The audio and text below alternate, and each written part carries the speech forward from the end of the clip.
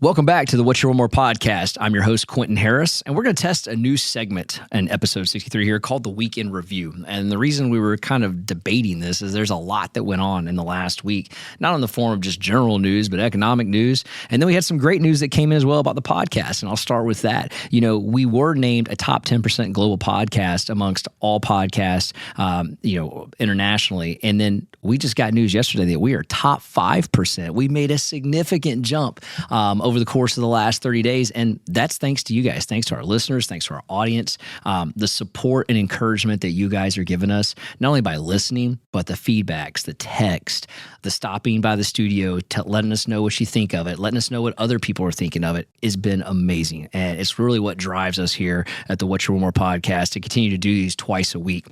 You know, it does get tiring every now and then when you're like, man, I got to do another one this week and another one this week. But when you get these little wins, and, you know, this is a big win, but the little wins are when someone's like, hey, great job, really appreciate that. Or, hey, shared your episode with my father-in-law. Things like that mean the world to us. And I can't thank you guys enough. That's the drive and support we need to keep making this hopefully a top 1% podcast. So very stoked about that. Thank you guys again. Couldn't have done it without Charlie Walker, our great producer, my co-host Daniel Halverson, and Alex Stewart. Thank you guys so much for being a standing co-host on this. And then to all of our guests, this has just been an amazing feat. So thank you very much. But let's kind of jump right into the weekend review. And as I go from the thank yous, I kind of thought this was funny. You know, I call this segment Now a Word from Our Haters online. Because, boy, did we get some people really ticked off about that FedNow episode that we did. You know, when Charlie and I put that together, the idea behind it was that there was just so much false pretense online about the FedNow and what it meant. And boy, did that false pretense show up on some of the online comments that we got. And I chuckle because, I mean, people, you know, they have their opinions. They're very proud of them. And unfortunately, some of them are flawed. I mean, they're allowed to have it. It doesn't, just because their opinion doesn't mean it's right. Just like because my opinion doesn't mean it's right, but the facts are the facts in this case. And some of the commentaries that we got were pretty funny because, you know, we had this underlying tone that the United States government was taking over your bank account, and that the United States government was monitoring what you spend your money on to the point to where they're going to tell you what you can't spend your money on. And this ideology just kind of like blows my mind here because I'm like, really? You think that that the FedNow, which is going to be a 24/7, 365 transfer system, it's not a coin, it's not a digital monetary system, it's a platform. It's like an Amazon for transferring wires back and forth and potential ACHs and potential future transactions that could, you know, maybe one day involve real estate. It has nothing to do with your checking account. It has nothing to do except for the fact that the money enters your checking account and leaves your checking account. And for those that were all, you know, fired up about what the government is and isn't going to do in monitoring and what they can and can't tell you to spend your money on, like, you do realize in 1978, there's a Right to Financial Privacy Act that was passed, and there are steps and regulations that have to happen for any type of federal government organization to get into your checking account. Now, let's kind of back up a little bit here because the Bank Secrecy Act of 1970 does give the government a little, you know, does require banking institutions to keep records and have programs and have the necessary things to report. But in the US Patriot Act in 2001 kind of just opened up the whole gate. It kind of did like a byproduct of that Bank Secrecy Act to where, you know, the OCC really can monitor and deem any bank account they want at any time that they think has any type of illicit activity, any type of terrorist activity, any suspicious activity. I mean, the reality is what I'm trying to say is if the government wants to look at what you're spending, they've been doing it since 2001. So this isn't anything that's new. It's just kind of, like I said, it's a lot of a uprise of people thinking that this FedNow is what's causing that. The FedNow is not causing that. It's not even going to be a part of that. It is literally a transfer system back and forth. So, but hey, keep the comments coming because it allows us to address them and definitely fuels the fire for us here, and hopefully we can continue to change the narrative and, more importantly, bring the facts to the table on that. So let's talk a little bit about the debt ceiling. Did a whole episode on that. And we kind of broke down, you know, the dysfunctions of both sides of the table, you know, your Republicans and your Democrats and why they can't get along. And Lord help us, we can't determine the word compromise and even use it towards something. But it appears we do have some sort of compromise and, you know, right in the nick of time, as if we didn't think that would happen. It was almost like it was already pre-planned. But I will tell you this: the compromise is kind of funny because the title of the compromise, and I think I looked it up, is the Fiscal Responsibility Act of 2023. Now, tell me after we discuss here briefly about what was agreed upon, how humorous that is. So, essentially, what's happened is both sides have agreed to suspend the debt ceiling and the limits of that debt ceiling through 2025. So we're not really passing a budget. We're not capping the debt ceiling. The House has approved to suspend it. Now it still has to go to the Senate, but it's probably, it's looks like it's going to get approved probably by today's Thursday, probably by tomorrow, Friday. But you're going to suspend it for 2 years. Now, with no ceiling. So we know currently the budget's $2 trillion. So let's just assume, right, and this is a bad assumption, but let's assume it stays $2 trillion for the next 2 years and doesn't go up. That's a $4 trillion pass that you're going to add back onto the national deficit. Now, I know we're hearing all this stuff about budget cuts and hearing all this money being saved to $2.1 trillion. But again, I'll go back to that's over a period of time. That's not in 1 year. And even though that's being touted right now as the largest, reduction, it doesn't, that's over 10 years. Again, that's over a period of time, not in the 1 year that $2 trillion is being spent. Then I think we all agree that the budget only goes up. It doesn't come down. So I think $4 trillion is probably a little bit of an underestimate. You could probably, definitely go above that. To what measure, I don't know, but it's definitely going to be more than that. But let's go back to that title, Fiscal Responsibility Act of 2020. That is just as humorous as hell to me because that is the opposite of fiscal responsibility. Not putting a cap, not putting a ceiling, and just kicking the can down the road to 2025.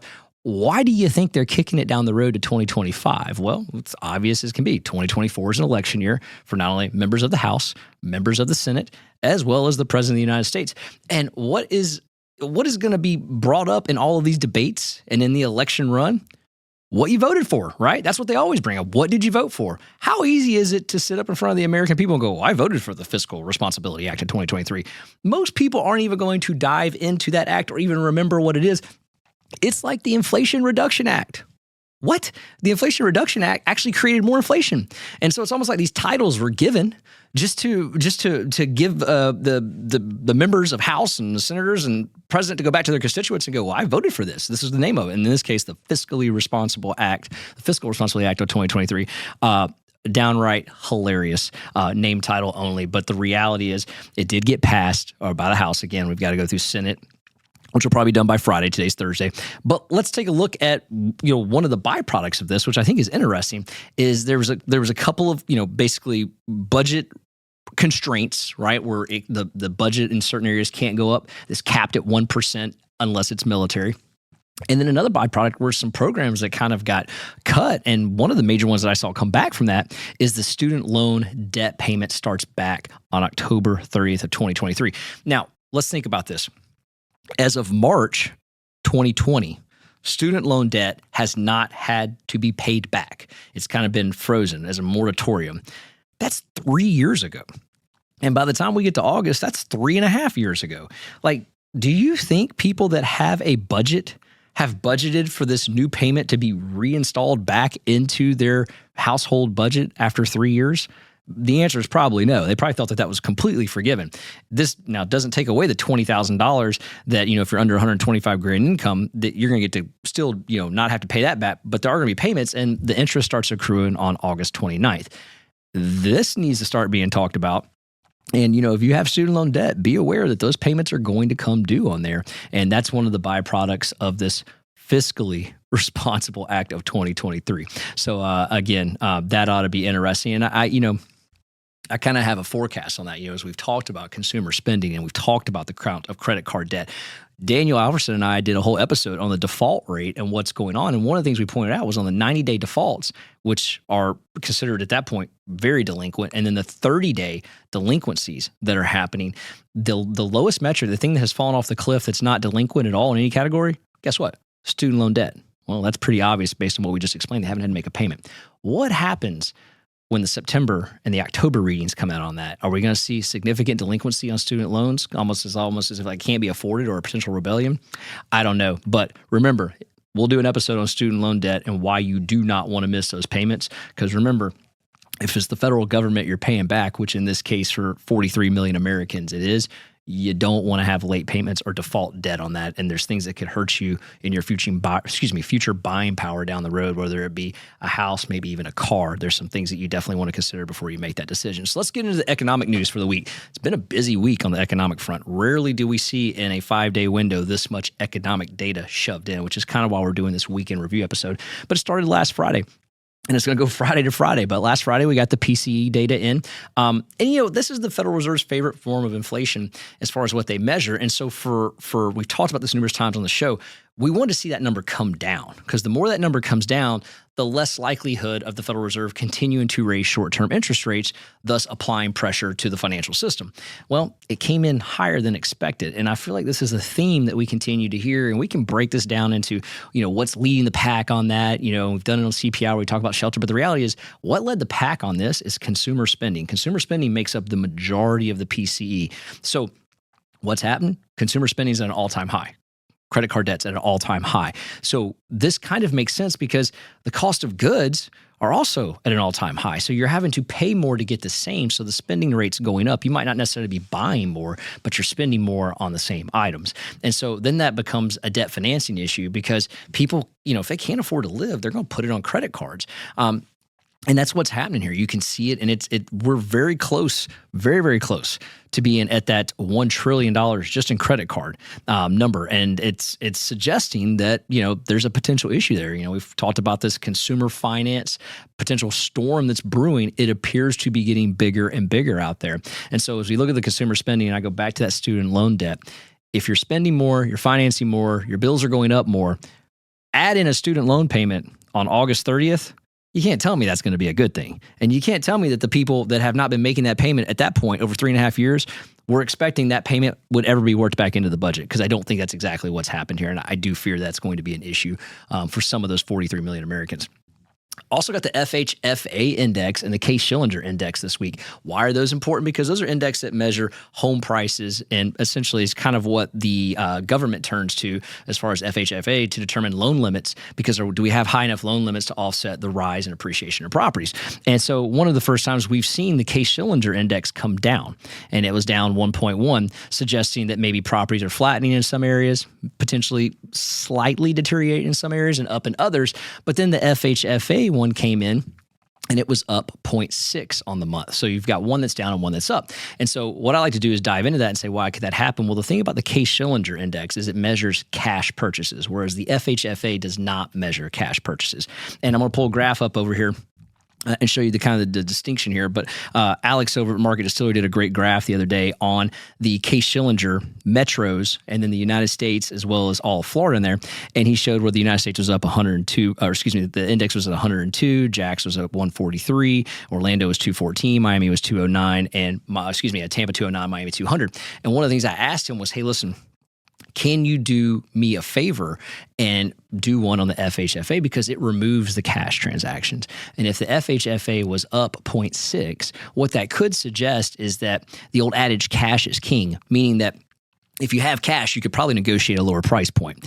And I do believe that could be the case between those two distinctions. There's why one might be down and one might be up. And so that also could suggest on the flip side of the coin that FHFA, that index being up, meaning that if you're financing a property, you may either A, be paying a higher purchase price because you're financing in closing costs, or you're asking for seller concessions at some capacity. So I'm looking forward to Alex's breakdown of that and when we get a chance to see that. So those two indexes were cash that came out this week as well. And then we had a couple of manufacturing indexes that came out. We had the Chicago PMI come out, as well as the ISM Manufacturing, which is the Institute for Supply Management. Now, normally we don't talk about these indexes on here at all, but I wanted to bring them up because they're continuing to deteriorate and come down. And as they come down, the Chicago PMI measures the Chicago region of the manufacturing index. And what we want to see on that is something above 50, because 50 represents an expansion in that region. Anything below 50 represents a constriction. And if we're continuing to come down, which we did, the Chicago manufacturing was down from 48.6 to 40.4, suggesting more constriction in that region. And then the ISM manufacturing index, again, which is a survey of 300 manufacturing purchasers, basically 300 purchasing managers from manufacturing companies around the country, that was down as well and below 50. once again indicating a constriction. Now, the one thing I do see about that is two things could be happening. Number one, that could be less jobs. Could be.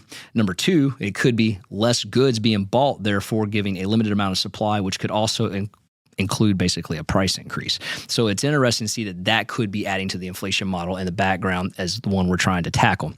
Had the JOLTS report come out this week, also known as the job openings report. The reason that one is important is because in a market where the Federal Reserve is essentially saying, hey, listen, we have two things that we're trying to measure here. Number one, inflation, and then number two, unemployment. We like to see unemployment potentially go up from the current metric it's at all the way to 5. I believe it's at 3.5. They'd like to see it get closer to that 5 range. Because remember, if they're raising short-term interest rates, they should stop money entering the system, thus applying pressure to the inflation metric and bringing it down. So you think from the manufacturing side of things, you're starting to see that constriction. So maybe you're seeing some of that already apply in there. The question is, has it made its way into the job markets yet, right? Are we starting to see layoffs? Are we starting to see people, quit, voluntary quits? What are we starting to see there? And then are we seeing that show up in the continued claims? And then are we also seeing that in the unemployment numbers and the job openings numbers? So the job, and all of that's coming out this week, which is why we're doing this. So in the job openings report, it came in a little stronger than expected. Surprise, right? This is for the month of April, the numbers that are being reported here. But in the month of April, there were more reported job openings than anticipated. And quite frankly, that number was up 358,000 total new job openings, pushing that total metric to over 10.1 million in the month of April. Layoffs were down 264,000 for layoffs, and then voluntary quits were down 50,000. Now, what I take a look at this is that if we're trying to constrict the labor market, right? If we're being the Federal Reserve, is trying to constrict the labor market by increasing short-term rates and applying pressure to the financial system, you start to think those job openings would also constrict. So it's kind of confusing that hasn't shown up yet. And you wonder if that's maybe going to be revised later on, because there is a revision that'll come out on the May numbers here, and it'll show up in May numbers, hopefully. But then we get ADP and, employment numbers in the private sector, and they were higher than expected. We expected 161,000 new private jobs to be created, and we got 278,000. So again, that's conflicting data with what we're trying to see. And honestly, I don't even know what's real in the job market anymore, because ADP went back about 8 months ago. I believe it was, in September and October, and they revised how they even report the numbers anymore. So, I mean, who's to say we don't even have a historical account on this ADP employment and how it's being reported. So the real one that I think gets the most attention will be the BLS job reports, the non-farm payroll reports, and that comes out tomorrow morning at 8:30, and that'll be interesting. I mean, I've heard from many people, we need a bad jobs report from the BLS report, meaning that we need it to come in below expectations, which is 190,000. We need it to be lower than that, new jobs created. And that's going to give us some signs that the job market's kind of constricting, which is what ultimately the Federal Reserve is wanting to see happen by a byproduct of raising interest rates. And, the other thing is they measure is a weekly claims report. Every week people go to the unemployment line, and those numbers are reported. And in the initial jobless claims, it was 232,000 people going to the unemployment line with a continuing claim, meaning how many people are continuing to get those claims at 1.795 million, about 1.8 million people on there. So that's people receiving unemployment. But we know there are people not receiving unemployment that are voluntary or retired, or the list goes on. That number's at 4 million people right now. So it's interesting to me that, what the Federal Reserve is attempting to do is not showing up in the current numbers yet. And what's attempting to do is raise short-term interest rates and then also apply pressure to the financial system by raising that short-term interest rate and applying pressure towards companies saying, hey, listen, we can't create new jobs. We can't create new products. We can't create new manufacturers and new factories. And therefore, we don't need all the employees that we have, and we can't create new jobs for those future employees. So on one hand, we can see the impact of short-term interest rates being raised up. We're seeing that in the financial system, and what I mean by that is the banking system. You're seeing that on the deposit side of things, because short-term interest rates are going up. You've got short-term interest such as like the 30-day T-bill, almost it peaked at 6.1% on a 30-day T-bill earlier this week. So people are moving money from the banking system, and they're putting it into a money market fund, thus applying pressure, because when you go to the bank and you want to withdraw all your deposits, we saw what happened over at SVB, Signature Bank, First Republic. It does apply pressure at some level. Now, those were massive bank runs, but the reality is it's still applying pressure. And we produced a chart earlier last week that showed how much money is actually leaving the banking system and going into these money market funds. And you can see it literally happened right as the SVB situation happened. You see a ton of mass exodus over to the money market funds. Well, that's in combination with the rates getting pretty darn good on that side too, because there's not a bank that can pay you close to 6% for your deposits right now because they can't go lend that money out and make money on that. So that's the financial pressure that's being put on as the Federal Reserve raises these rates. So that's one way. The other way is forcing companies to evaluate, am I going to go borrow money to create a new product, to start up a new manufactory, to hire more jobs? Am I going to borrow it at this high interest rate that we're currently seeing right now? Probably not. So therefore, the impact of that is you're probably going to have to reduce the current labor force that you have, and that's how you're able to sustain profit and able to answer to your shareholders. We haven't seen that show up yet. And I think that's one of the signs that, Wall Street, the bond market, we're all anticipating to see, and we haven't seen it. So maybe we'll see it tomorrow. And by no means am I jumping up and down going, yay, people should get laid off. That's not what I'm saying. The impacts should start showing up, though, and they haven't shown up. So until those impacts show up, what I'm getting at is that on June 13th, when the Federal Reserve meets for the Federal Open Market Committee, there's a high probability they're going to raise rates again. We will not get another inflationary reading until that day. Actually, while they're in session, while they're meeting, that report comes out at 8:30 at the same time that they'll make their announcement. So obviously they'll take that into consideration. But barring a huge drop in the CPI, I don't see that they're not going to go ahead and raise rates a quarter. Now, maybe even higher, but I think that's what the markets think too. That's why you're seeing it being priced in right now in a lot of the different mortgage-backed securities and also in the 10-year Treasury as well. So know that's a lot of data. And a lot of things we've thrown at you. But again, it was a busy week on the economic side of things. So again, thank you guys for listening, tuning in. If you like what you're hearing here, please 5-star review us, share the podcast, subscribe to us on YouTube.